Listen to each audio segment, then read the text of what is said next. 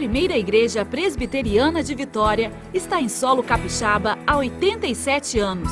Seu compromisso é proclamar a palavra de Deus e fazer da educação cristã a base para a transformação do ser humano e da sociedade.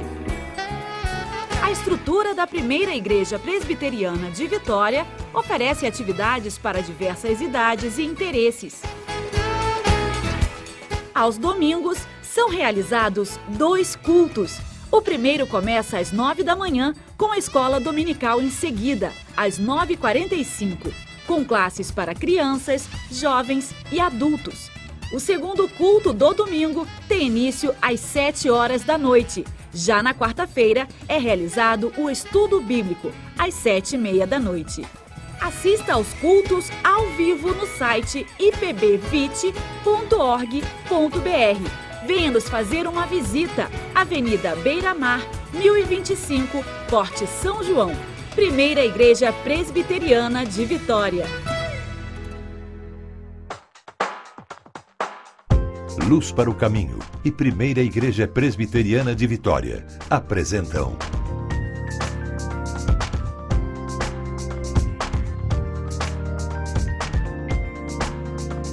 Cada Dia.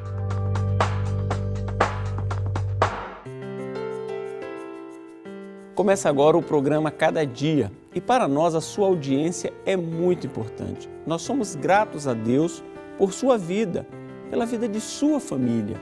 O programa Cada Dia é um programa da Primeira Igreja Presbiteriana de Vitória em parceria com Luz para o Caminho. E aqui, comigo nos estúdios, o reverendo Hernandes Dias Lopes. Reverendo, por favor, uma saudação ao nosso telespectador. É um privilégio estar aqui com você. E o programa de hoje trata de um assunto magnífico. Fique aí, porque nós temos algo muito precioso para tratar com você. O tema de hoje é o 5º pilar da Reforma Protestante, aquele movimento religioso iniciado no século XVI, mais precisamente no dia 31 de outubro de 1517. A Reforma Protestante ela foi marcada por 5 grandes verdades. Somente a Escritura, somente a fé, somente a graça, somente Jesus Cristo e hoje, Soli Deo Gloria. Reverendo Hernandes, eu citei o último tema em latim. O que significa Soli Deo Gloria? Literalmente significa somente a Deus a glória. Toda a glória precisa ser atribuída a Deus, porque dele, por meio dele e para ele são todas as coisas. Portanto, toda a glória dada ao homem é vanglória, é glória vazia, é idolatria, é antropolatria, idolatração do homem. Deus é quem merece toda a glória. O senhor entende que há alguma incoerência entre tributar a Deus toda a glória e, ao longo da sua caminhada profissional, acadêmica, o homem buscar o reconhecimento, buscar o destaque, permita-me a expressão, buscar a glória? Pastor Jailton, eu creio que é legítimo o homem, como fruto do seu trabalho, receber o reconhecimento das pessoas. Quando este homem não busca este reconhecimento, esta glória, para se envaidecer, para se ensoberbecer, para se autopromover. Porque a Bíblia diz, não sejam os teus próprios lábios que te louvem. A autoexaltação, ela não cai bem. Mas quando as pessoas vivem de uma forma íntegra, trabalham de uma forma honrada e fazem com excelência aquilo que realizam, normalmente essas pessoas, elas recebem o reconhecimento, os louros da vitória, a glória no sentido de reconhecimento público. Isso não é pecado. Pecado é acolher essa glória para si e envaidecer-se. Porque o que é correto é você, ao receber um reconhecimento, tributá-lo a Deus. Porque tudo que nós temos, diz a Bíblia, nós recebemos. E recebemos de Deus. Então ninguém é ou tem algo que não tenha recebido. E se recebeu, recebeu de Deus. E se recebeu de Deus, ele precisa devolver esta glória que recebeu dos homens para Deus. Falando a respeito de receber glória e não tributar toda a glória a Deus, porque o salmista disse que tudo vem de ti e do que é teu, tu damos. O rei Davi assim se expressou. Exato. Tudo vem de ti e do que é teu, tu damos. Nós temos um exemplo no Novo Testamento de um rei que foi ovacionado, de um rei que foi aclamado, de um rei que chegou a ser identificado como sendo uma divindade, Deus, né? uma divindade. E ele em nenhum momento rejeitou tais honrarias, tais aclamações. E o fim dele não foi um fim feliz. É um exemplo de quando nos apropriamos daquilo que não nos é próprio? É um exemplo clássico. Este rei que o senhor está se referindo é o rei Agripa II. Foi ele quem mandou matar Tiago, irmão de João, do apóstolo João, e foi ele que mandou prender Pedro em prisão máxima para executá-lo depois da festa. E Deus milagrosamente tira Pedro da prisão e depois os seus inimigos se reconciliam com ele e tecem a ele os mais altos elogios e diz: isso não é voz de homens, isso é voz de Deus. E ele gostou do elogio. Ele gostou de assumir a posição de Deus. E a Bíblia diz que Deus o fulminou.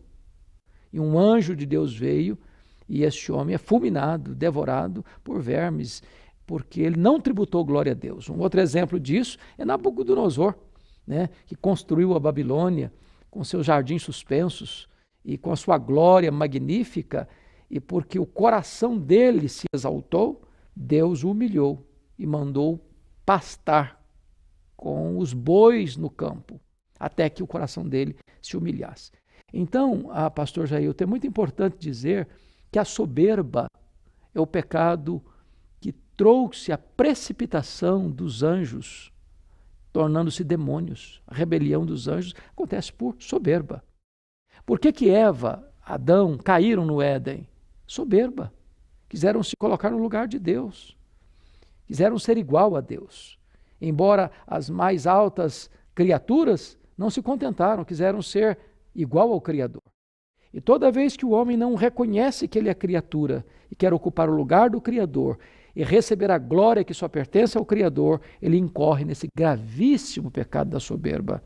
E a Bíblia diz que Deus resiste aos soberbos, mas dá graça aos humildes. Antes de nós partirmos para o intervalo, eu gostaria de lhe fazer um convite a você que assiste o programa Cada Dia.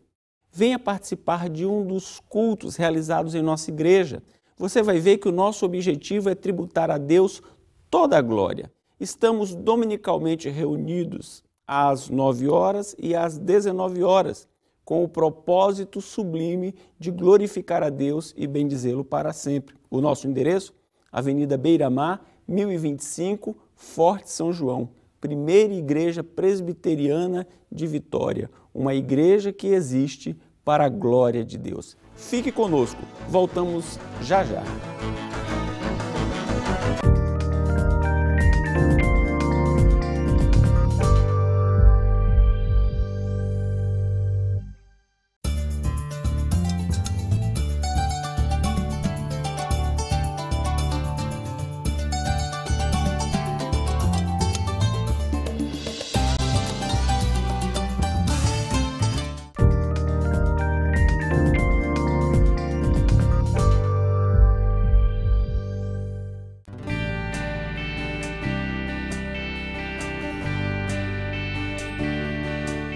O meu primeiro contato com a droga, na verdade, foi dentro do trabalho. Aquilo para mim começou a se tornar algo muito normal e cotidiano. E isso eu comecei a utilizar com uma certa frequência. O que antes eu usaria um energético, no momento eu usava a droga. Quando os meus pais viram que as coisas elas estavam meio fora do normal, eles me apresentaram à igreja e ali eu comecei a ir e Deus falou comigo pela primeira vez e aquilo foi libertador. Eu vi o quanto pedir ajuda para Ele era algo que realmente mudaria a minha vida e de fato mudou. Hoje, graças a Deus, eu não utilizo mais nada e a energia vem dele e somente dele. Glória somente a Deus. Comemorando os 500 anos da Reforma Protestante. No programa de hoje estamos tratando do quinto pilar da Reforma, somente a Deus toda a glória. E nós vamos começar o segundo bloco fazendo uma provocação ao reverendo Hernandes, pois na conclusão do primeiro bloco ele falou que quem vislumbra a glória de Deus torna-se humilde. Que conexão há entre a sua fala e o episódio narrado no livro do profeta Isaías, no capítulo de número 6? A conexão é total, é absolutamente estreita. Porque note que o profeta Isaías, um profeta palaciano, ele entra no templo e tem uma vislumbre, uma visão da glória de Deus, da majestade de Deus, da santidade de Deus. E é curioso que o texto é precedido por ais, vários ais, né, distribuídos às pessoas soberbas, às pessoas materialistas, às pessoas hedonistas, às pessoas que buscavam o prazer pelo prazer, até o momento em que ele vê a glória de Deus e diz: ai de mim, eu estou perdido. Isso me leva a duas conclusões, pastor Jailton. Primeiro, é impossível alguém ver a glória de Deus e compreender quão grande Deus é, e ao mesmo tempo ser soberbo. Segundo, é impossível estar na presença deste Deus que é santo, santo, santo, sem reconhecer o seu próprio pecado. As pessoas que mais choram pelos seus pecados não são as pessoas que mais pecam, são as pessoas que mais perto de Deus andam. Quando o homem está mergulhado nas trevas da ignorância, da rebeldia, do egoísmo, da idolatria, seja de que forma for, ele não reconhece o seu pecado, ele nem se sente pecador. No escuro você não vê nada, mas quando acende a luz, as manchas menores são percebidas. Deus é luz, Deus é santo, e só na presença dele nós temos plena consciência de quão pecadores nós somos, e a nossa reação deve ser a mesma de Isaías: ai de mim, Senhor, ai de mim. A redescoberta por parte dos reformadores deste princípio tão fundamental que é tributar a Deus toda a glória, e ao passo que tributamos a Deus toda a glória, nos tornamos cada vez mais humildes. Isso não pode levar o homem a se tornar ocioso, preguiçoso, inerte, displicente, por conta da humildade que decorre da contemplação da glória de Deus? Absolutamente, absolutamente. O homem nunca é tão ativo, tão oportuno, tão instrumentalizado para as grandes causas como quando ele reconhece que Deus é Deus. Agostinho de Hipona, lá no V século, diz o seguinte: quando o homem sabe que Deus é Deus, então é que ele reconhece que o homem é homem. Porque, veja você, se você tem um padrão perfeito, sublime, e você vive para agradar este ser pessoal que é Deus, e você faz tudo para Ele, para exaltar a Ele, para agradar a Ele, significa que você não vai ser relaxado. Ao contrário. Aí você vai ser operoso, aí você vai ser zeloso, aí você vai ser cuidadoso, aí você vai fazer as coisas com excelência. Por quê? Porque você está fazendo para agradar aquele que é o Supremo Senhor, Criador, Mantenedor da vida, o Deus soberano que está assentado no alto sublime trono. Se o meu referencial de grandeza sou eu mesmo, eu apequenei os meus valores. É por isso que você vê tanta gente hoje cheio de funções e de privilégios e de poderes, seja no universo político, econômico, empresarial do nosso país, gente chafurdada no crime. Por quê? Porque ela não tem a visão de fazer aquilo para a glória de Deus. Ela não tem a visão de que ela vai prestar contas a este Deus que é santo. E aí ela perdeu o referencial, tirou Deus da nossa vida, o referencial se perde na vida. O senhor falou em tirar Deus da vida, perde-se o referencial da vida. Para algumas pessoas, Deus está restrito ao domingo, ao templo, ao culto, e ali ele se empenha por dar glória a Deus. Porém, na sua vida privada, familiar, no seu trabalho, na academia, no esporte, no lazer, a coisa é diferente. Essa dicotomia sagrado e profano, ela é bíblica? Não, em absoluto não é bíblica. Martinho Lutero era muito oportuno quando dizia o seguinte: você deve caminhar com a mesma devoção do campo ao templo. A mesma devoção. Porque você faz tudo para a glória de Deus. Está escrito em Colossenses 3,17 assim: e tudo que fizerdes, seja em palavra, seja em ação, fazei em nome do Senhor Jesus, dando por isso graças a Deus Pai.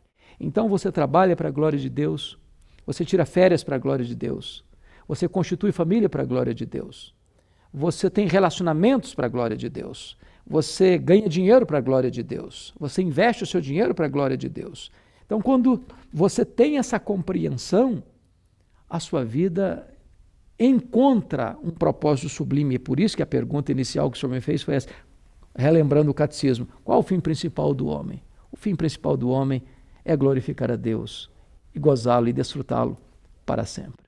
Reverendo Hernandes, sabemos que Deus deve ser glorificado por meio de nossas palavras, dos nossos atos e dos nossos pensamentos.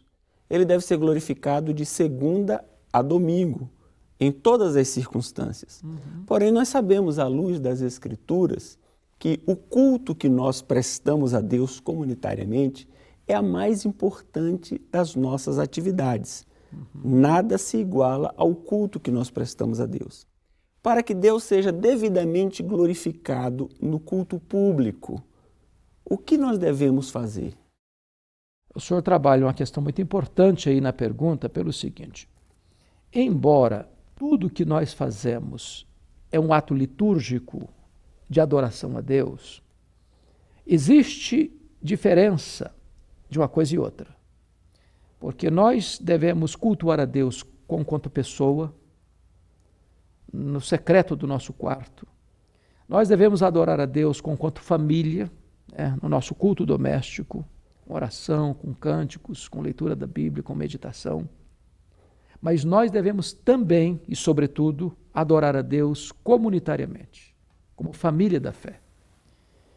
E este culto que realizamos e prestamos para Deus deva ser realizado, segundo Jesus nos ensinou, em espírito e em verdade. E Jesus está querendo dizer com isso duas coisas. Primeiro, este culto precisa ser bíblico, pautado pelos preceitos, pelas prescrições que Deus estabelece em sua palavra. E aqui dizer isso, o culto tem que ser verdadeiro.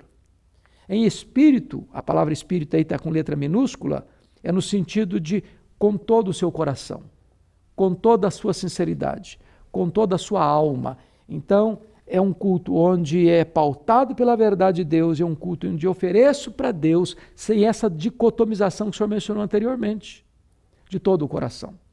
Porque, pense comigo, a pessoa que ali no templo dá glória a Deus, amém, aleluia, levanta as mãos e se emociona, e ao terminar esse momento devocional, lá no pátio da igreja ou no seu dia a dia no trabalho, a vida dele está desconectada com esse ato cultico comunitário, esse culto aqui não é bem recebido aos olhos de Deus. Faltou coerência. É por isso que a Bíblia diz lá em Romanos: não vos conformeis com este século, mas transformai-vos pela renovação da vossa mente, para que experimenteis qual seja a boa, agradável e perfeita vontade de Deus. E este é o vosso culto racional, lógico, coerente. Ou seja, eu adoro a Deus com aquilo que acontece lá no templo, mas eu trago para Deus a minha vida. Deus aceita a minha vida, por isso Deus aceita o culto que eu lhe presto. Nós vamos para um breve intervalo e voltamos rapidinho. Não saia daí.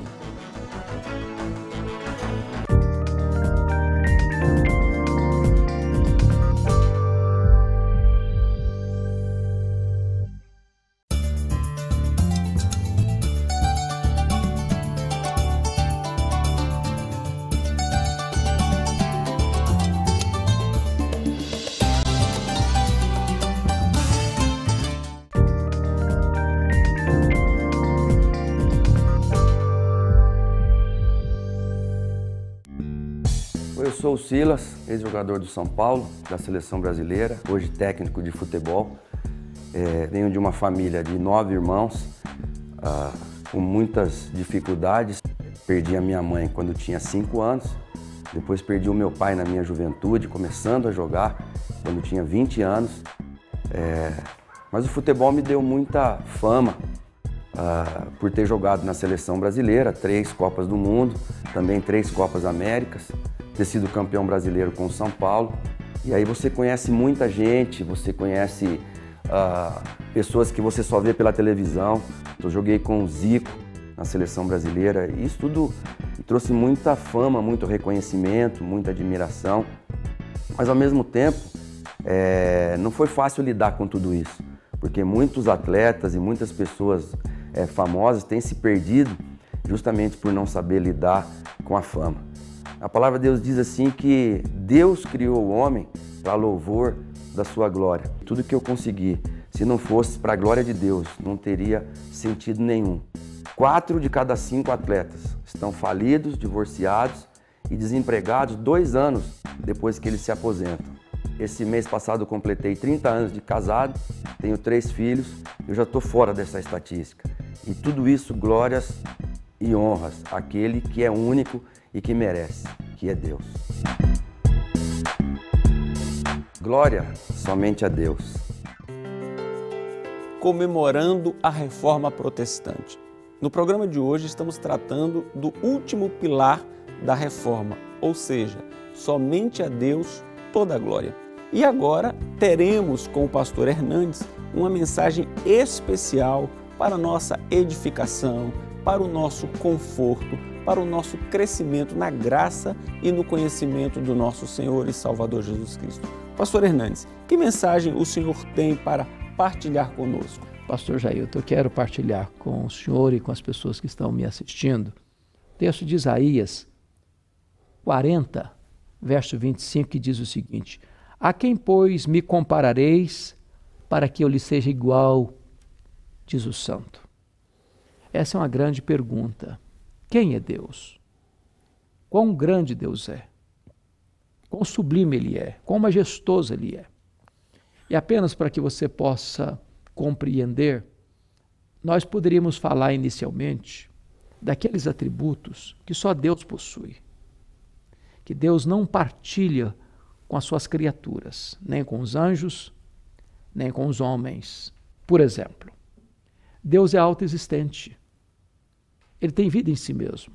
Todas as demais criaturas derivam sua vida de Deus. Segundo, Deus é imenso. Deus é infinito. Deus é eterno. Deus é imutável. Deus é onipotente. Deus é onipresente. Deus é onisciente. Deus é transcendente. Deus é soberano. Quando eu olho para este quadro da grandeza de Deus, eu me impressiono, porque quando eu falo para você que Deus é transcendente, o que significa isso? Significa que Deus é maior do que tudo quanto Ele criou. Qual é o tamanho deste universo que Deus criou? Nenhum astrônomo é capaz de dizer com exatidão qual é o tamanho do universo. Mas o universo não é infinito, porque a infinitude é um atributo exclusivo de Deus. Mas o que os cientistas já sabem é que o nosso universo tem mais de 93 bilhões de anos-luz de diâmetro. O que significa isso? Significa que se você voasse à velocidade da luz, 300 mil quilômetros por segundo, nessa velocidade, você demoraria mais de 93 bilhões de anos para ir de uma extremidade à outra do universo. O profeta Isaías, no capítulo 40, esse texto que lemos, a quem me comparareis? Diz que o nosso Deus é aquele que mede as águas na costa da sua mão. Aquele que pesa o pó das montanhas em balança de precisão. Aquele que mede os céus a palmos. Aquele que espalha as estrelas no firmamento e por ser forte em força e grande em poder, quando as chama, nenhuma delas vem a faltar.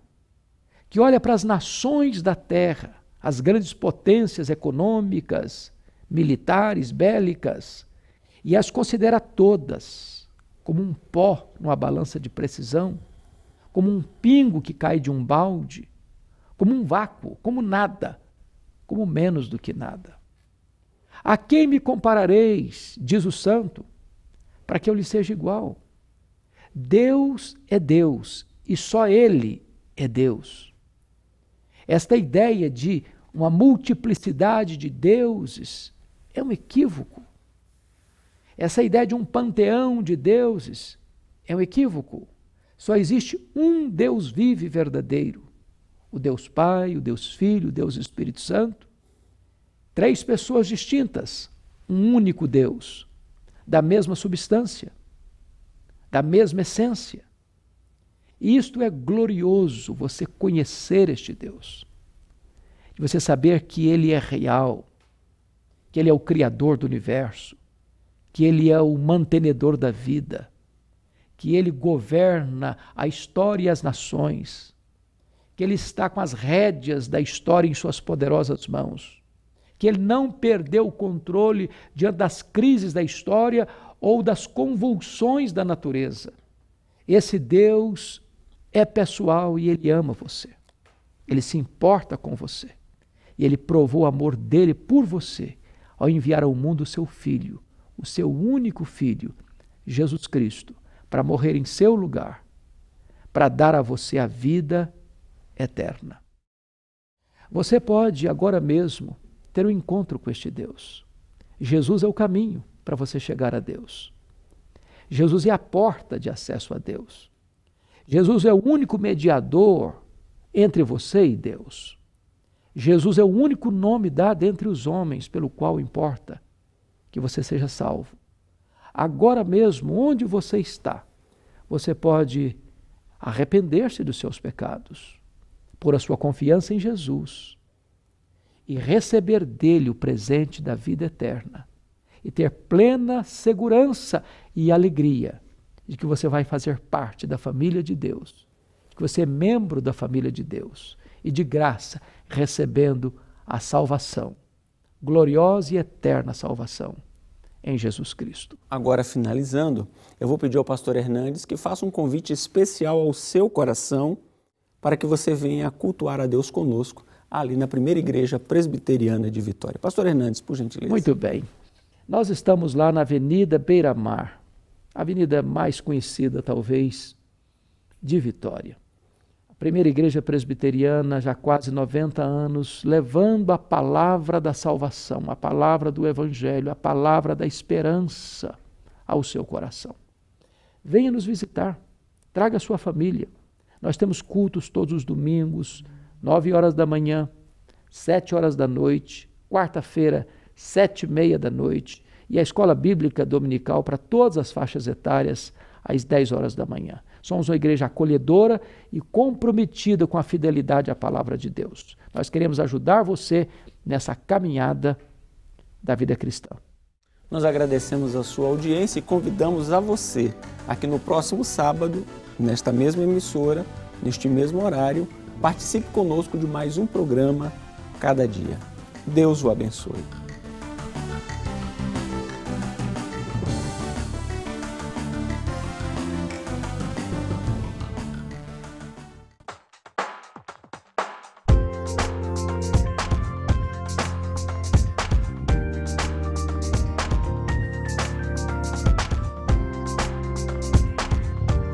Cada Dia. Um programa de luz para o caminho e Primeira Igreja Presbiteriana de Vitória.